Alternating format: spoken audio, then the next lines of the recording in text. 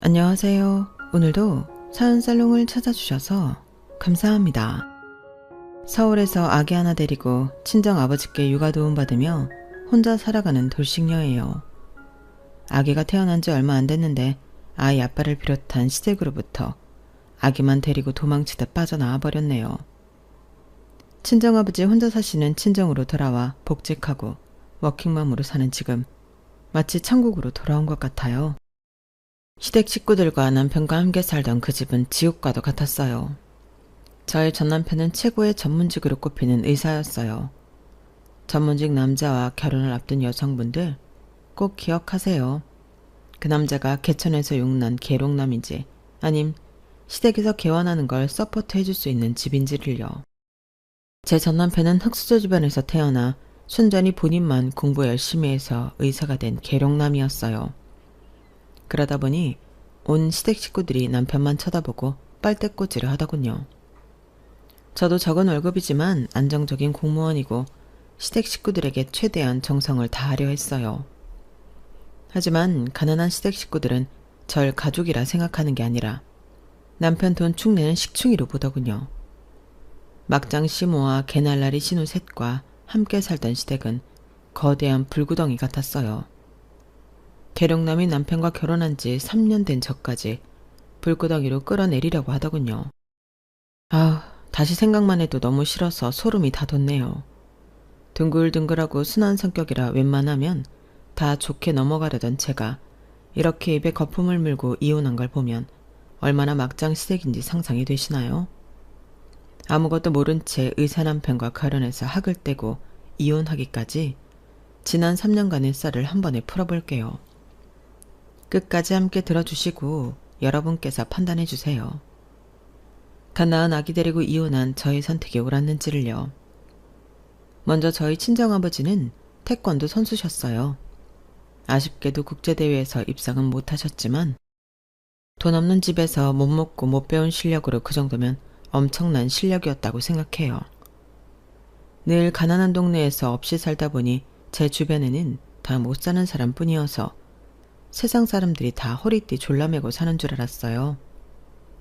저희 엄만 식당에서 일하셨는데 저와 제 친오빠 이렇게 두 자녀를 먹여 살리기 위해 밤낮으로 일하셨던 것 같아요. 저희 아빠가 태권도 도장을 운영하셨는데 그게 부침이 좀 심했거든요. 아빠가 입에 발린 소리 하시며 영업을 잘하는 스타일도 아니셨고요. 우후죽순으로 늘어나는 태권도 도장끼리 경쟁하느라 아빠는 늘 맘졸이며 투잡, 쓰리잡을 뛰셨던 걸로 기억해요. 그렇게 네 식구가 똘똘 뭉쳐 한 칸짜리 방에서 고된 생활을 했어요. 현실적인 돈 문제 때문에 우리 집은 한 푼이라도 더 모으기 위해 투쟁하는 합숙소 같은 느낌이었죠. 저와 오빠도 어릴 적부터 맨날 남이 버린 옷과 물건들만 쓰고 아끼며 사는 게 습관이 되었어요. 그렇게 몇 년을 살다 보니 제가 초등학교를 졸업할 때쯤엔 통장에 돈이 좀 모였나 봐요. 드디어 방 2칸짜리 전세로 이사를 가게 되었어요. 무려 아파트로 말이죠. 이사간 당일 아직 짐을 다 풀지도 않은 채 엄마 아빠가 시장에서 통닭 한 마리를 사오시더군요. 돈 아낀다고 가족끼리 생일 케이크도 한번 안 사 먹어봤는데 아파트에 이사 온 기념으로 통닭 사서 생전 처음 가족 파티를 했네요. 자, 엄마가 손이 작아서 한 마리밖에 안 사왔는데 나한테 쓰니 너희들 실컷 먹어. 여보, 자기도 닭다리 하나 잡고 뜯어. 찢어지게 가난한 남편 만나 지금까지 고생하고 살았으면 이 정도 호강은 해도 되지 뭐. 이제 전세지만 아파트로 이사도 왔고 우리 부부도 좀 누릴 거 누립시다. 백날 첫날 생고생만 하다가 늙어 죽으면 얼마나 억울하겠어? 안 그래? 아빠는 엄마에게 이렇게 농담하며 닭다리를 하나 건네주셨어요. 그런데 그 닭다리가 엄마의 처음이자 마지막에 호강이 될 줄은 꿈에도 몰랐죠. 엄마는 처음 살아보는 아파트가 너무 쾌적하고 좋다면서 통닭을 다 드시지도 않은 채 연신 바닥을 걸레질하시며 닦고 또 닦았어요. 그러다 엄마가 갑자기 윽 소리를 내시며 가슴을 부여잡고 쓰러졌어요. 엄마 왜 이래? 아빠, 얼른 119 불러요. 엄마가 쓰러지셨어요. 결혼해서 10년이 넘는 기간 동안 단칸방 사글세를 벗어나려 밤낮으로 일하시다가 과로로 심장마비가 온 거였어요. 평소에 병원비 아낀다고 건강검진 한 번을 안 받아봤기에 엄마 심장이 약한지 어쩐지도 모르고 살았죠. 정말 돈이 전부가 아닌데 건강 잃으면 돈이고 뭐고 쓸 겨를조차 없는 건데 저나 우리 가족은 참 바보같이 살았어요. 우리 집안에 환한 해바라기 같던 엄마가 급작스레 돌아가시고 가족들은 충격에 빠졌죠. 불행인지 다행인 건지 그 충격에서 헤어나기 위해 각자 도생으로 그냥 몸을 갈아서 열심히 살았던 것 같아요. 엄마가 과로하다가 돌아가신 걸 빤히 알면서도 어딘가에 집중하지 않으면 심적으로 너무 괴로웠거든요. 전 미친 듯이 공부를 했고 오빠는 하루 종일 운동에 매달렸어요. 아빠는 태권도장 운영과 더불어 주말이면 투잡, 쓰리잡을 뛰셨어요. 하루는 오빠가 학교에서 놀림을 받았다며 아빠에게 하소연을 하더군요. 아빠, 때밀이 알바 그만하면 안 돼요. 우리 태권도장 같이 다니는 친구가 태권도 관장님이 목욕탕에서 때밀이 한다고 다 소문 퍼뜨리고 다닌다고 말이에요. 네? 저는 그때 아빠가 눈물을 흘리는 모습을 처음 본 것 같아요. 심지어 엄마가 돌아가셨을 때도 워낙 정신없이 장례식 치르고 저희 남매 돌보시느라 눈물을 보이지 않았던 아빠였거든요. 근데 때밀이 그만하란 말에 그동안 삼켜만왔던 눈물을 왈칵 쏟아내시는 느낌이었어요. 아빠도 좀 쉬고 싶은데 가만히 있으면 네 엄마가 너무 보고 싶어서 어찌할 바를 모르겠더구나. 여보, 보고 싶소. 대체 왜 이렇게 빨리 가버린 거야? 그때도 느꼈죠. 아빠도 사람이구나. 그날 밤 늦게까지 세 식구가 나란히 식탁에 앉아 엄마를 추억하며 생전 처음으로 마음을 터놓았던 것 같아요. 그 후로 아빠는 태권도장 운영에만 몰두하셨고 오빠는 태권도 선수가 되기 위해 진로 설정을 했으며 전 안정적인 직장인이 빨리 되기 위해 열공에 열공을 더했어요. 그 결과 오빠도 원하는 대로 태권도 선수가 되었고 전 서울 명문대학을 조기 졸업하고 7급 공무원에 합격할 수 있었어요. 전 엄마가 돌아가시고부터 뭐든 맡은 바 최선을 다하는 게 습관이 되었죠. 그렇게 몇 년을 일하다 보니 상체 관절 여기저기가 너무 아프더라고요. 노가다 일하는 사람이나 몸 상하는 줄 알았는데 항상 뻣뻣하게 컴퓨터 앞에 앉아있는 사무직들도 아프기 마찬가지더군요. 직장 근처 정형외과에 단골 환자가 되고 말았죠. 그날도 환자 대기석에 앉아 진료를 기다리고 있었어요. 그런데 옆에 앉아 계신 모르는 할아버지가 카통 사육법을 저한테 물어보시더군요. 전 당연히 친절히 가르쳐드렸죠. 아유, 고마워요 아가씨. 참하고 예쁘게 생긴 아가씨가 노인네 모르는 걸 친절하게도 알려주네. 아, 별 말씀을요. 칭찬 감사합니다. 한 5분쯤 지났을까? 이번엔 저쪽에서 웬 할머니가 절 향해 소리치며 달려오시더군요. 딸아, 내 딸아, 오랜만이다. 웬 모르는 할머니가 제게 딸이라고 하며 와서는 와락 부둥켜 앉더군요. 전 너무 놀랐어요. 심지어 그 할머니는 몸에서 악취가 심했어요. 이게 어찌된 일인가 어리둥절하며 그 할머니와 껴안고 있었는데 안에서 진료를 보던 정형외과 의사와 간호사들이 나와서 할머니를 제게서 떼어내시더군요. 아이쿠, 제가 다 죄송합니다. 치매 걸린 할머니 환자분이신데 따님으로 착각했나 봐요. 현재 딸하고 연락이 안 되신다고 하네요. 가족으로부터 버림받아서 충격이 큰가 봅니다. 특히나 안 씻는다고 난리치셔서 요양보호사분들이 난감해하시네요. 여튼 환자분께 민폐 끼쳐서 죄송합니다. 정형외과 의사로부터 자초지종을 다 듣고 나자 그 할머니가 너무 불쌍했어요. 그 치매 걸린 할머니는 여전히 절 보고 딸아를 외치며 버둥거리셨어요. 전 괜시리 돌아가신 엄마가 생각나서 그 할머니한테 다가가 다시 한번 말없이 안아드렸어요. 가족한테 버림받았다니 제 마음이 너무 아팠거든요. 그렇게 상황이 일단락되고 저도 정형외과 진료를 보고는 일을 마치고 퇴근해서 집에 돌아왔죠. 갑자기 모르는 핸드폰 번호로 전화가 오더군요. 누구시죠? 저 아까 그 정형외과 의사입니다. 치매 걸린 할머니로 인해 대화 나누었던. 기억하시죠? 아, 의사 선생님 안녕하세요. 근데 어쩐 일로 전화 주셨나요? 혹시 제가 진료비를 일부 계산 안 한 게 있나요? 아, 아닙니다. 그냥 너무 인상 깊어서 연락드렸습니다. 실례를 무릅쓰고 진료 기록 보고 연락처 알아내서 전화해 본 거예요. 전화 받아주셔서 고맙습니다. 실은 전부터 인상 깊게 봤어요. 미리 말씀드리면 전 아직 총각이고요. 불순한 의도로 보미 씨를 지켜봐왔던 건 아닙니다.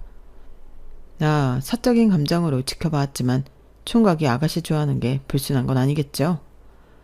아, 근데 보미 씨 아직 결혼 안 하신 분 맞죠? 그의 속사포 렉 같은 고백이 당최 이해가 안 가더군요.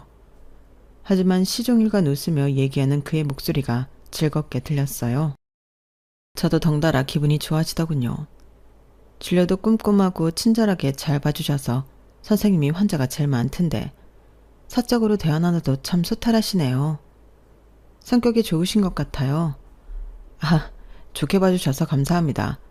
가끔 저희 병원 내 다른 의사한테 진료받으시던데 그럴 때면 질투가 나더라고요.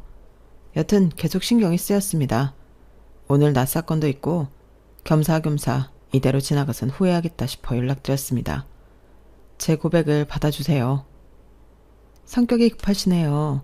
저희 아직 사적으로 만나지도 않았는데 제가 이상한 여자면 어쩌려고 그러세요? 그럼 알아갈 기회를 주세요. 당장 내일 퇴근하고 저녁 식사 같이 하죠. 어떠세요? 그렇게 그 정형외과 의사와 저는 바로 다음날 만나서 밤 12시까지 호프집에서 재미나게 얘기하다 헤어졌네요. 그 호프집에 들어갈 땐 서로 꽤나 어색했지만 나올 땐 손잡고 나왔어요. 그만큼 첫 만남에 대화가 아주 잘 되었고 웃음이 끊이지 않았죠.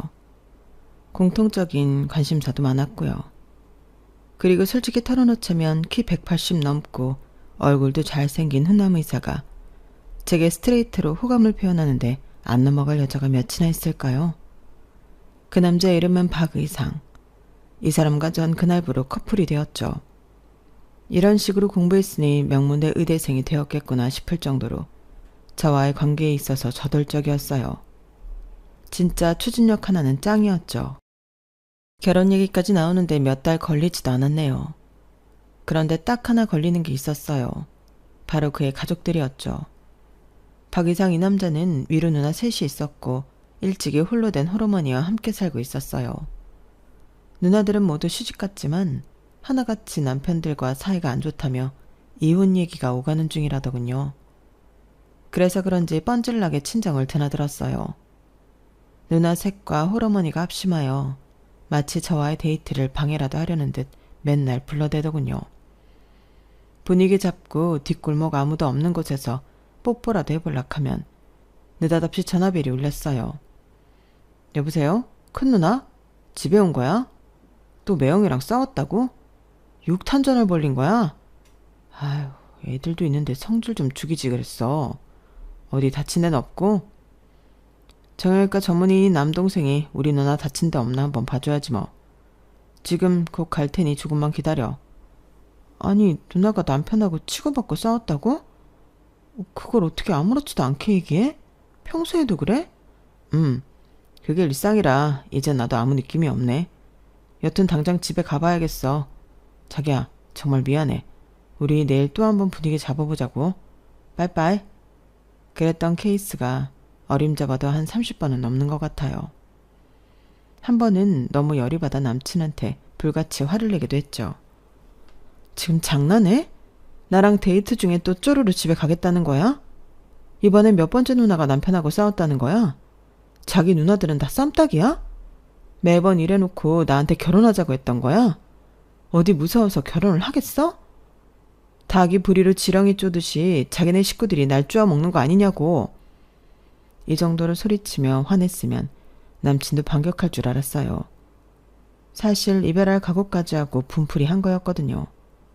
근데 남친의 반응이 절 머쓱하게 하더군요. 자기야, 정말 미안해. 내가 이렇게 무릎 꿇을 테니 한 번만 용서해줘. 난 자기랑 꼭 결혼하고 싶어.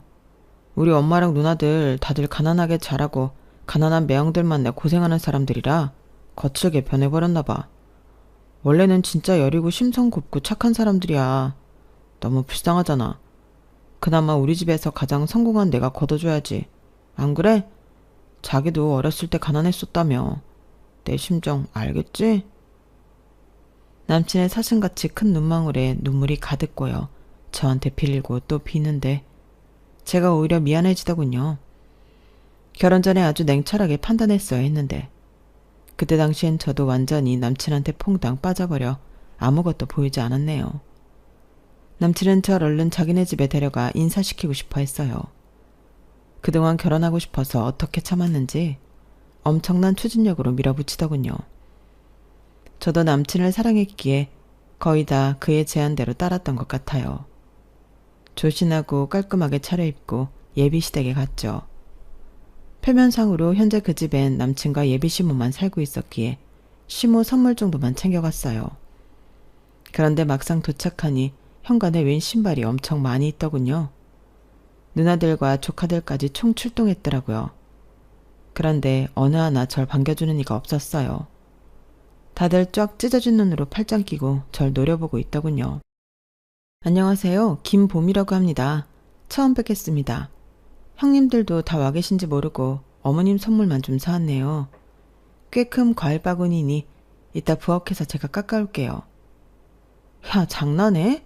벌써부터 어디서 형님이래. 우리가 널 올케로 받아들일 것 같아? 그리고 우리 집안 대들보를 통째로 뽑아간다면서 겨우 과일 바구니 딸랑 들고 와? 듣자하니 집, 차, 병원 개원하는 비용 중에 하나도 안 해온다면서. 의사 남편을 가지려면 물질적인 희생을 좀 해야 하는 거 아니야? 의상이 누나로서 나 이 결혼 용납 못해. 합당한 돈을 가져오라고. 돈. 남친 둘째 누나로부터 첫 대면에 야소리에 돈 가져오라는 소리를 듣자 하니 머릿속이 하얘지더군요. 사람으로부터 이렇게 심한 모욕을 당한 건 생전 처음이었어요. 그나마 옆에 있던 남친이 말려줘서 거실로 겨우 입장할 수 있었죠. 둘째 누나, 자자 진정하고 내 말 좀 들어봐. 내가 개원할 때까지 돈 아끼기 위해 결혼 후 우리 집에서 엄마랑 몇 년만 학가하기로 했어. 그리고 봄이가 그동안 일하면서 모은 돈도 가져오기로 했으니 너무 뭐라 하지 마. 봄이 놀라겠다. 예비시모도 한성갈 하는 사람 같았어요. 박 의상이 헛똑똑이야. 널 사위 삼겠다는 부잣집 딸내미들이 줄을 섰는데 어디서 저런 가난뱅이 버러지를 데리고 오냐? 아유, 내 팔자야. 네가 정형외과 개원하려면 당장 몇 억이 필요한데 며느리 덕 좀 버리고 했건만 진짜 천년이랑 결혼할 거냐? 이대로 있다간 정말 안 되겠더군요. 예비시댁 식구들의 기가 보통이 아니었어요. 저도 결혼 파토낼 각오하고 할 말은 해야 할 것 같았죠. 아니 어머님, 가난뱅이 버러지라뇨. 저희 아버지와 오빠는 태권도 도장 잘 운영하고 계시고 저도 7급 공무원으로서 정년 보장되고 평생 연금 받을 수 있는 안정적인 직장 가졌는데 이 정도가 버러지 소리 들을 수준인가요? 말씀이 너무 심하시네요. 초면에 제가 이 집안 식구들한테 이토록 조림돌림 당할 만큼 만만해 보이세요? 이 결혼은 없던 걸로 하겠습니다. 부잣집 며느리 얻어서 기생충처럼 다들 들러붙어 사시든지 마음대로 하세요. 눈물이 나오는 걸 꾹꾹 참고 자리를 박차고 뛰쳐나왔어요. 그들 앞에서 울면 왠지 지는 느낌이었거든요. 자기네들도 그리 부자는 아니면서 나보고 돈 없다고 무시하는 꼴이라니. 의사 아들 하나 뒀다고 아주 양반이 따로 없었죠. 저와의 결혼을 강력히 원하던 남친은 진짜 파토날까봐 그날 이후 거의 저를 스토커처럼 따라다녔어요. 귀찮을 지경이었죠. 자존심에 크게 상처를 입은 제가 이별을 선언하고 꿈쩍도 안 하자 남친은 다른 수를 쓰더군요. 남친 혼자 결혼식장을 예약하고는 청첩장까지 찍어서 제가 일하는 사무실 사람들한테 다 돌리더군요. 당연히 저한테도 한 장 주고요. 어이없어 하고 있는 제게 동료들은 다들 축하해줬고요. 화가 나서 남친을 따로 만나 진지하게 대화를 했어요. 대체 이게 뭐하는 짓이야? 자기 스토커야? 난 당신네 가족들이 원하는 돈 많은 집안 자식이 아니야. 부잣집 딸내미 하나 꼬셔서 얼른 결혼해. 우리 헤어져. 다신 찾아오지 말라고. 그럼 나 없어져 버릴 거야. 봄이가 나랑 결혼 안 해주면 나 이 세상에서 없어져 버릴 거라고. 넌 내게 전부야. 내가 우리 가족들이 뭐라 하는 거 다 막아줄 테니 얼른 쉬고 올리자. 식장까지 다 예약해놨어. 아니, 우리 혼인신고부터 빨리 해치워버리자. 자기랑 법적으로 얼른 부부가 되고 싶어. 내가 이미 봄이 아버님이랑 오빠도 만나서 얘기 끝냈어. 우리 결혼 허락 받아냈다고. 우리 가족들은 나한테 맡겨. 다들 내 말이면 껌뻑 죽는 사람들이니 상견례금 보고 식장에서 보면 되지 뭐. 집으로 가니 아빠와 오빠가 제 결혼을 진심으로 축하해 주시더군요. 제 속도 모르고 말이죠. 우리 딸 결혼한다고? 남자친구 얘기를 아빠한테 한 번도 안 하더니 이미 청첩장까지 만들었더구나. 키도 크고 얼굴도 잘생기고 명문대 의대 출신의 정형외과 의사라니 아빠가 반대할 이유가 없지. 신혼집은 지금 시댁에서 잠깐 합가한다며? 아빠가 지금까지 모아놓은 돈 중에서 최대한 보태줄 테니 현금으로라도 갖고 가도록 해라. 평소엔 무뚝뚝하시던 아빠가 환한 미소로 제게 축하해 주시는 모습을 보고는 전 아무 말도 할 수 없었어요. 그리고 무엇보다 이렇게까지 저와의 결혼을 원하는 남친의 집착이 저에 대한 찐 사랑이라고 생각했어요. 시댁 식구들의 공격을 모두 막아준다는 남친의 말도 진짜라고 여겼죠. 그때 단호하게 남친과의 인연을 끊었어야 했는데 지금 생각하면 참으로 후회되는 지점이네요. 남친의 말대로 상견례도 생략하고 결혼식장에서 시댁 식구들 2번째로 봤네요. 그런데 신부 대기실에서 신부 입장하기 전에 또 작은 소동이 벌어졌어요. 갑자기 우리 고모가 너무 당황해 하시더군요. 봄이야. 내 보석들이 든 가방이 통째로 없어졌어. 당장 경찰이라도 불러야겠어. 고모가 예전부터 하던 루비 반지랑 다이아랑 진주 목걸이 등등.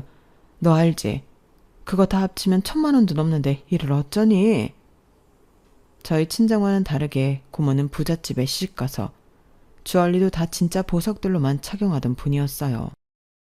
그런 보석들을 통째로 잃어버렸다니 큰일이었죠. 제 결혼식에서 발생한 일이었기에 신부 입장 전 얼른 수습해야겠다 싶어 경찰을 불렀어요. 바로 CCTV까지 확인했지만 CCTV 사각지대에서 벌어진 일이라 경찰도 절도범을 찾지 못했죠. 너무 안타깝고 고모한테 제가 다 죄송했지만 그 사건은 그렇게 넘어가고 말았어요. 남편의 병원 일이 너무 바쁜 시즌이었기에 신혼여행은 가까운 일본으로 잠시 다녀왔어요. 3명의 신우들과 시모 선물로 각각 샤넬백을 선물로 사들고 갔어요. 다 제 돈으로 말이죠. 시댁 식구들이 당연히 좋아하실 줄 알았어요. 근데 제 예상은 완전히 빗나갔죠. 야, 샤넬백 정도로 퉁치고 넘어가려고 했어? 의사를 남편으로 맞이했으면 적어도 에르메스 정도는 선물로 들고 와야 하는 거 아니야? 막내 형님, 자꾸 야야거리시는데 올케라고 정확히 호칭을 불러주시는 게 좀 더 교양 있지 않을까요? 제가 이 집에 시집 올 때 현금 2억 넘게 들고 와서 어머니가 형님들께도 섭섭치 않게 드리고 나머지 현금은 나중에 남편 개업할 때 쓰려고 통장에 넣어놓고 있습니다. 무슨 밥숟가락 하나 덜렁 들고 온 며느리 마냥 몰아가지 마시라고요. 샤넬백 싫으시면 저 돌려주세요. 당장 중고로 처분할 테니. 아니, 저건 어디서 지보다 나이도 많은 형님들한테 눈을 희번뜩이며 지랄이야. 그리고 줬다 빼는 게 어딨냐? 어서 내놔. 에르메스 대신 이거라도 하고 다녀야지 뭐. 첫째부터 셋째까지 자매들이 하나같이 지랄들인지 정말 남이었으면 머리칼이라도 쥐어 뜯어주고 싶을 만큼 얄미웠어요. 그렇게 지옥 같은 합가가 시작되었죠. 거지 같은 성깔에 시모와 합가하는 걸 제가 너무 쉽게 여겼나 봐요. 그 후로 스트레스를 너무 많이 받아서 소화가 안 되고 머리가 아파 진통제며 소화제를 달고 살았던 것 같아요. 참으로 바보 같았죠. 70대의 시모는 물떠와라부터 시작해서 모든 걸 제게 다 시키더군요. 저도 하루 종일 공무원 일하며 진이 다 빠져서 집에 돌아왔는데도 시모는 살림에 손 하나 까딱 안 하고 다 시켜 먹었죠. 요실금이 있던 시모는 하루에 빤스만 몇 개씩 뒤집어 벗어내 놓았어요. 가끔은 변실금까지 있는지 똥 묻은 팬티까지 저보고 빠르라더군요. 어머님, 정형외과긴 하지만 아들이 의사인데 아들한테 요실금, 변실금 같은 거 상담 좀 받아보세요. 병원 추천받아서 진료도 한 번 더 받아보시고요. 맨날 오줌 똥 묻은 팬티를 다 저보고 빨래하라고 하시면 며느리 보기 창피하지도 않으세요? 야 이년아, 진짜 보자 하니 어른한테 못하는 말이 없구나. 넌 뭐 안 늙을 것 같냐? 평생 젊을 것 같냐고. 너도 나중에 똥오줌 지리는 날이 올 거야. 잔말 말고 빨아. 손빨래 팍팍 해서 얼룩 다 치우란 말이야. 지금 어머님 나이 들었다고 뭐라고 하는 거예요? 손발 멀쩡하시면 이런 건 며느리인 저한테 시키지 마시고 직접 하세요. 저도 비이성해서 더 이상 빤스는 못 빨겠네요. 게으르기만 하고 무지 까다롭던 시모의 비위 맞추기가 힘들어질 때쯤 첫째 시누이가 이혼했다며 애 둘을 데리고 시댁으로 들어왔어요. 돌아버리겠다군요. 여기 방 3개니까 나랑 애들이랑 작은 방 하나 써도 되지? 나 남편이랑 이혼했으니 다른 남자들이랑 소개팅도 해야 하고 바쁠 것 같으니 올케가 주말마다 애들 좀 맡아줘. 네? 이혼을 하셨다고요? 갑자기 왜요? 아니 남편이 새삼스레 내가 정가 가지고 비아냥대잖아. 깜빵 들락날락거리년이라나? 참네. 모르고 결혼한 것도 아니고 본인도 어릴 적부터 깜빡 드나들기를 밥 먹듯이 했으면서 말이야. 전 제가 잘못 들은 줄 알았어요. 얼굴은 곱상하게 생겨서 깜빵? 너무 놀라서 동공지진이 일어났죠. 따로 남편한테 물어봤어요. 큰형님이 정가 기록이 있어? 감옥 갔다 왔냐고. 미리 말 안 해서 미안해. 오래전 일이라 까먹고 있었네. 까먹을 게 따로 있지. 그런 걸 나한테 얘기 안 하면 어떡해. 대체 무슨 죄로? 몇 개월이나 교도소에 있었던 거야? 몇 번째 전과 말하는 거야? 누나 사기랑 절도 7범이라 좀 여러 번 왔다 갔다 했어 감옥. 날라리인 줄은 알고 있었지만 사기에 절도까지 7범이라니. 갑자기 큰 신우가 무섭기까지 하더군요. 그 후로 뭔가 제 귀중품 보관을 좀 더 조심하게 됐죠. 큰 신우와 조카들이 시댁에 얹혀 살았어도 자잘한 살림은 다 제 몫이었어요. 그날도 큰 신우 방까지 쓸고 닦고 하고 있었죠. 그런데 어디서 낯익은 복주머니가 보였어요. 밑에 이름이 이니셜로 조그맣게 적혀있길래 확인했더니 우리 고모 이니셜이었고 그 안에 들어있는 보석들은 어릴 적부터 봐오던 고모의 주얼리들이 확실했어요. 그럼 그때 결혼식장에서 고모 주얼리를 훔친 사람이 바로 내 큰 신우? 그때부터 손발이 달달 떨리기 시작하더군요. 결혼 후 다른 남자 만나러 다니느라 정신없던 큰 신우가 집에 도착하자 붙잡고 따져 물었어요. 이 복주머니 이거 어디서 난 거예요? 우리 고모 것이 확실한데? 결혼식장에서 훔친 거예요? 아 이거 그냥 누가 화장대 위에 놨길래 내가 갖고 온 건데? 뭐야 지금 내가 훔쳤다고 의심하는 거야? 그때 경찰 오고 난리 났었던 거 다 봤으면서 진짜 뻔뻔하네? 또 깜빵 가고 싶어요? 당장 경찰에 신고할 거예요. 그때 옆에 있던 남편이 전화기를 들고 신고하려던 절 말리더군요. 제발 진정하고 내 말 좀 들어봐. 지금 또 누나가 깜빵 가면 조카들은 누가 키우겠어?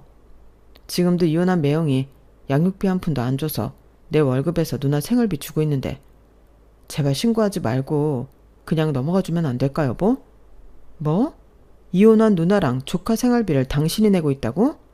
어쩐지 나한테 생활비 한 푼 안 주고 다 내 월급으로 커버하려는 이유가 있었구만.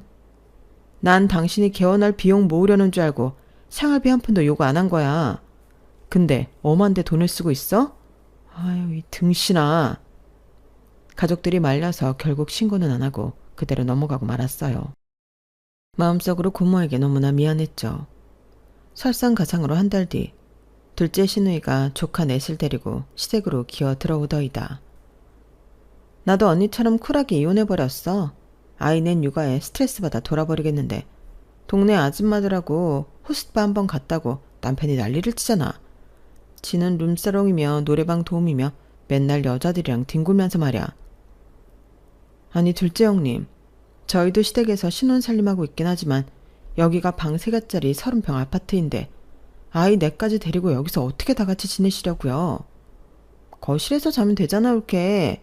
너무 싫은 티 팍팍 내는 거 아니야? 기분 잡치게. 곧 방 얻어서 나가줄 테니 걱정 말라고. 이 집 식구들은 죄다 구라쟁이들인지 얼마 뒤 나간다는 둘째 시누이는 계속 거실에서 지내더군요. 맨날 속 끓이고 있는 제 눈치를 살살 보던 남편은 저와 단둘이 여행을 한번 가자고 권유했어요. 가까운 제주도로 다녀왔는데 여행 내내 머릿속엔 시댁에서 탈출하고 싶다란 생각뿐이었죠.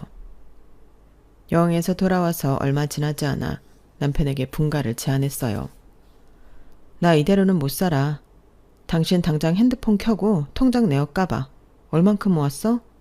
내가 모은 거랑 합쳐서 우리 원룸이라도 얻어서 나가자.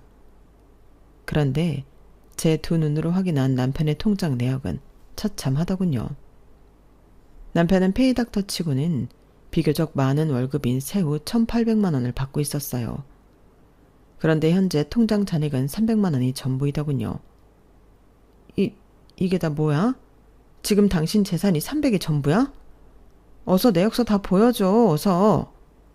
남편은 그동안 매달 시모와 신우 3명에게 무려 1,600만 원씩을 바치고 있었어요. 본인은 200만 원으로 식비며 용돈, 유흥비 등으로 쓰고 있었던 거죠. 그러니 돈을 모을 수가 없었고 덕분에 시모와 신우이들은 직업 하나 없이 남편과 이혼하고 아이들 키우며 잘 살 수 있었던 거였어요. 피가 거꾸로 솟는 것 같았죠. 내 쥐꼬리만한 공무원 월급은 살림살이하는데 다 들어갔는데 개업할 돈 모으라고 터치 안 한 남편 월급은 죄다 신우들과 시모에게 들어가고 있었다니. 더는 못 참겠더라고요. 이혼해. 다 필요 없어. 이렇게는 못 살아. 이게 무슨 결혼 생활이야. 노예 생활이 따로 없지 뭐야. 그것도 날 경멸하는 사람들과의 합숙 생활을 매일 하려니 나도 힘 빠져. 변호사 선임하고 이혼 서류 준비할 테니 당신도 대비해. 남편은 또 강하게 만류하더군요. 하지만 이제 더 이상 남편 얼굴도 마주하기 싫었어요. 그런데 참 하늘도 무심하시지. 지난달에 갔던 제주도 여행에서 덜컥 임신이 되어버렸어요. 속이 미식거려서 혹시나 하는 마음에 테스트기를 해보니 빼박 임신이었죠. 0.1초 동안 남편 모르게 아이를 치우고 그대로 이혼을 진행할까도 생각했지만 일단 남편에겐 알려야겠다고 생각했어요. 뭐? 야호, 너무 잘됐다. 우리 아기라니. 너무 예쁠 것 같아. 딸이든 아들이든 우리 꼭 낳아서 잘 키우자. 이혼 같은 건 없던 일로 하자. 자기야, 내가 다 미안해. 앞으로 누나들한테 생활비 주던 건 일단 반으로 줄일게. 누나들 직장 잡을 때까진 어쩔 수 없을 것 같아. 대출을 받아서라도 원룸으로 분가하자는 저와의 약속을 남편은 차일피일 미루더군요. 그러는 동안 저의 배는 불러왔고 만삭이 될 때까진 직장을 다녔던 저는 너무 힘들었어요. 그러다 출근길에 덜컥 양수가 터져버렸어요. 어찌할 바를 모르겠더군요. 생판 모르는 사람을 붙잡고 좀 도와달라고 사정했어요. 119에 실려가서 바로 아기를 낳아야만 했죠. 제왕절개로 아이를 낳았는데 전 아주 늦게 태어났다고 해요. 수술 도중 죽다 살아났다고 하더군요. 어쩐지 자궁뿐만이 아니라 몸 전체가 부서질 듯 너무 아팠고 왠지 모르겠지만 목소리도 다 쉬어서 아예 안 나왔어요. 친정 아버지께서도 마냥 제 곁에 잊을 수가 없었고 남편도 페이닥터이니 입원하는 내내 있어줄 수가 없었어요. 친정 엄마라도 살아계셨다면 이렇게 힘들 때 내 옆에 있어주셨을 텐데 너무너무 서러웠어요. 나오지도 않던 목소리로 병원 침대 난간을 붙잡고 한참을 울었네요. 하도 우니까 간호사가 옆에서 다독여주더군요. 시누이들은 당연히 코빼기도 안 비쳤고 시무만 잠깐 왔다 갔어요. 몸과 마음이 약해질 대로 약해진 저의 맘에 비수만 잔뜩 꽂아놓고 갔죠. 야, 너만 애 낳은 거 아니다? 이 세상에 애엄마들이 얼마나 많냐? 그렇게 침대에 누워서 편히 보내니 좋지. 얼른 일어나. 집 와서 살림해야지. 우리 집에 사람만 10명이 넘는데 네가 없으니 돼지우리가 따로 없구나. 아참, 이 말하려고 왔는데 깜빡할 뻔했구나. 너 요즘 여자들이 가는 산후조리원 갈 생각은 추워도 하지 말아라. 2주 있는데 몇백만 원이나 돈 쓸 생각하지 말라고. 집 와서 살림하며 움직이면 그게 다 운동이 돼서 산모한테 더 좋단다. 너무 열받은 저는 악마 같은 시모한테 울부짖으며 소리쳤어요. 지금 그따위 말짓거리로 여기 왔어요? 어머님 사람 맞아요? 완전히 사이코 아니에요? 지금 어머님 손자 출산하다가 죽다 살아난 며느리한테 그게 할 소리예요? 내 돈으로 산후조리원 갔다 올 테니 상관하지 마세요. 입원실에서 당장 나가세요. 당장! 내 선택은 완전히 잘못된 거였어요. 애초에 하면 안 되는 결혼이었죠. 단순히 돈만 없는 시댁이 아닌 상식과 예절이 아예 없는 시댁 식구들이었죠. 제 기준으로는 사람처럼 안 보였어요. 그저 악마들, 의사 아들한테 돈 빼가는 개 버러지들로만 보였어요. 오히려 아기를 낳고 엄마가 되고 보니 저 혼자 키워도 충분하겠다는 생각이 들더군요. 어차피 남편에게도 정내미가 다 떨어졌거든요. 그 정점이 되는 사건이 얼마 후 발생했어요. 육아휴직을 하고는 집에서 갓난아기를 보고 있는데 남편으로부터 전화가 한 통 걸려왔어요. 여보, 셋째 누나가 이혼하고 기분 풀러 콘서트장 갔다가 애를 낳았대. 지금 당장 병원으로 좀 가줘야겠어. 아기는 우리 엄마한테 맡기고 말이야. 뭐? 셋째 형님이 애를 낳았다고? 이혼은 또 언제 했대? 거기 남편은 뭐하고 내가 병원을 가?